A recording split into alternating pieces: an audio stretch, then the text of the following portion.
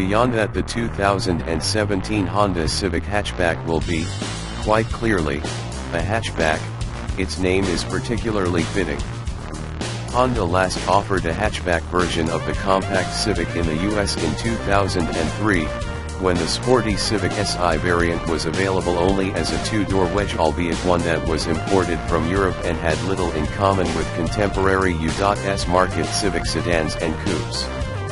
For the last non-Si Civic hatchback sold stateside, you'll need to stretch your memory back to 2000, the final year for the 6th generation Civic. Before then, every previous generation of the Civic had offered a hatchback body style. Now, the hatch will be back. Up transmissions and turbos.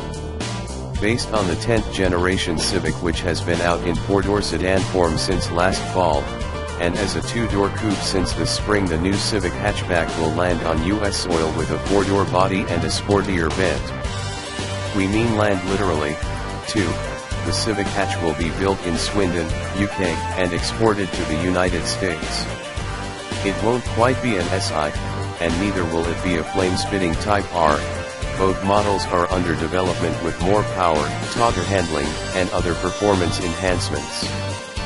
But where other Civics come with a 158 HP naturally aspirated 2.0-liter 4-cylinder engine, the hatchback will have as standard those models optional 174 HP 1.5-liter turbocharged 4. Better still, the hatchback appears to debut the enthusiast-friendly 6-speed manual/turbo 4 powertrain combination that Honda promised would proliferate throughout the 2017 Civic lineup. Honda says 5 trim levels will be offered, starting with the base LX and followed by the Sport, X, EXL, and Sport Touring. The Sport and Sport Touring iterations are unique to the hatchback. The sedan and coupe have no equivalent versions and come with a freer flowing, center exit, exhaust setup that bumps horsepower to 180. The engine's 162 lb-foot torque peak is unaffected. The manual transmission will be standard on the LX, X, and Sport, and a continuously variable automatic will be optional on those trims and standard on the EXL and Sport Touring.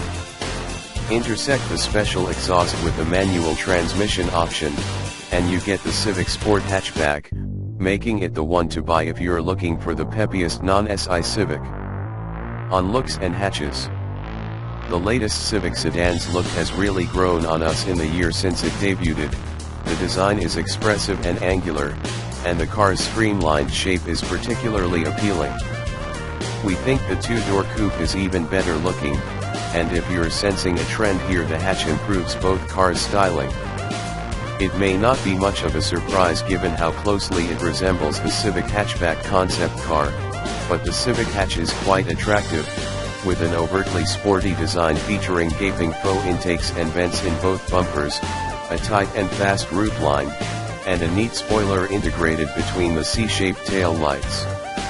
At least on the Sport Touring model, there's also a subtle, black painted body kit, smoke gray wheels, and black window and grille trim in place of the chrome on the Civic sedan and coupe. It may look all hot and bothered, but underneath is a practical car.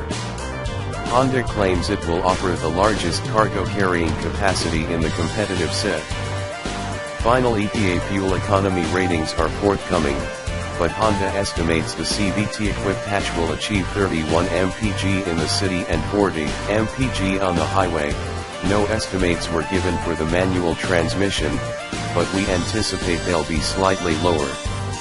The Honda sensing package of safety gear available on other Civics, lane keeping assist, adaptive cruise control, forward collision warning, and automated emergency braking, will be optional on most grades of the hatchback and standard on the Sport Touring. A touchscreen with Apple CarPlay and Android Auto also will be part of the mix, but frustratingly, only the X models and up will get it, meaning buyers of the Sport trim can't queue up navigation via their smartphones or take advantage of the enhanced phone integration either software affords.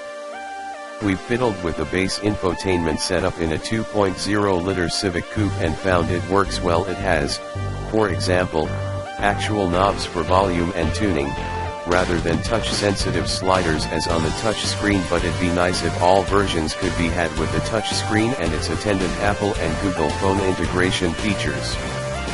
Final pricing will be announced closer to the Civic Hatchback's arrival this fall, but we expect it will cost about $1,500 more than the 2016 Civic Coupe, which starts at $19,885 with the 2.0-liter and is itself slightly pricier than the sedan.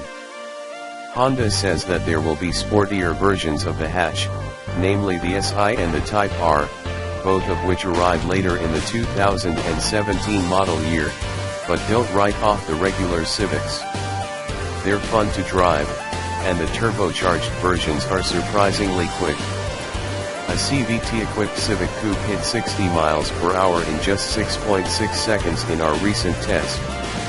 This 5-door should be equally spunky, and the hatch in back helps make the case for this one as the pick of the litter.